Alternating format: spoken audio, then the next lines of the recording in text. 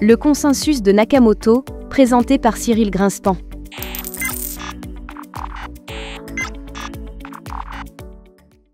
Pourquoi une formule d'ajustement de difficulté? Un mécanisme d'ajustement de difficulté intervient tous les 2016 blocs sur Bitcoin. À cette occasion, le paramètre de difficulté qui intervient dans les recherches de preuves de travail est mis à jour. Il a pour but de maintenir un écart de 10 minutes entre chaque bloc. Concrètement, le protocole détecte le temps mis par le réseau pour valider les 2016 derniers blocs. Si cette durée est inférieure à la valeur cible de 2 semaines, qui est égale à 2016 fois 10 minutes, ce que le protocole interprète en disant que les problèmes de recherche de preuves de travail étaient trop compliqués, alors le paramètre de difficulté diminue. Dans le cas contraire, il augmente. Ce mécanisme est une des pierres angulaires de l'édifice Bitcoin. D'une certaine façon, il agit contre le progrès technologique dont disposent les mineurs, avec des machines toujours plus performantes.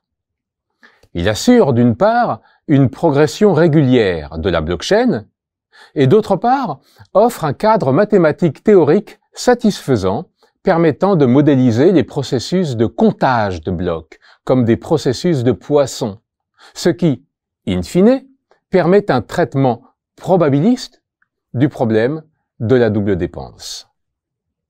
Pour comprendre le mécanisme d'ajustement de difficulté, détaillons ce qui constitue l'entête d'un bloc. Il comporte 6 paramètres. La version actuelle du protocole, le hash du bloc précédent, le hash de la racine de l'arbre de Merkle des transactions du bloc actuel, la date de création du bloc, appelée timestamp, la difficulté et le nonce. Tous les paramètres sont encodés sur seulement 4 octets, sauf les 2e et 3e paramètres qui sont des hashes et s'écrivent avec 32 octets. Le premier paramètre est utile pour les mises à jour du protocole. Les 2e et 3e constituent le cœur du principe de blockchain. Ce sont des blocs enchaînés les uns aux autres. Le 4e sert pour les mises à jour de la difficulté. Le 5e est nécessaire, comme nous l'avons évoqué, et est constant par morceau. Tous ces paramètres ont leur importance, sauf le dernier, qui en réalité ne sert strictement à rien.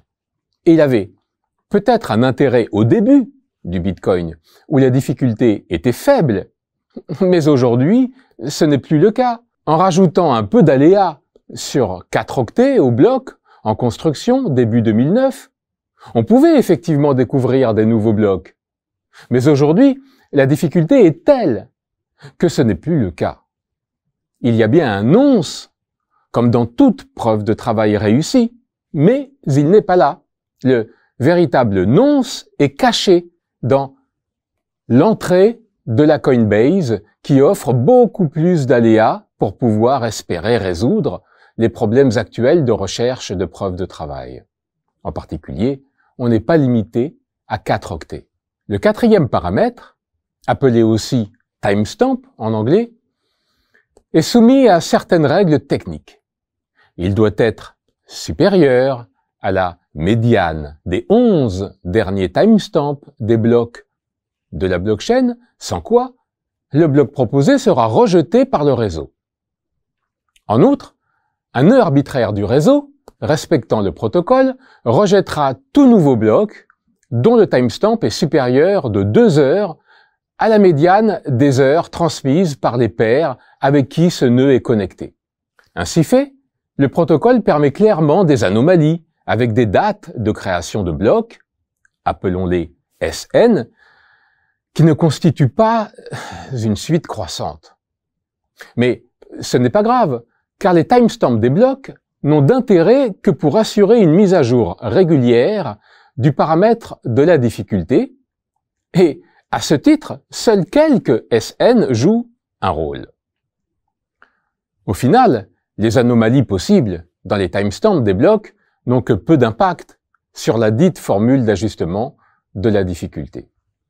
Concrètement, si le dernier ajustement de difficulté a eu lieu au bloc N, où la difficulté de minage était delta, alors au bloc N plus N0 avec N0 égale 2016, un autre ajustement de difficulté aura lieu avec pour effet de remplacer le paramètre de difficulté delta par delta fois N0 fois 600 divisé par delta S.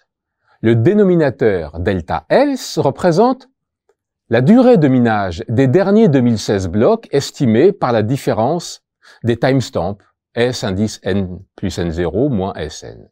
Le numérateur représente quant à lui la durée cible de 2 semaines vue comme précédemment. On voit bien que seuls les Sn pour n multiples de 2016 sont importants.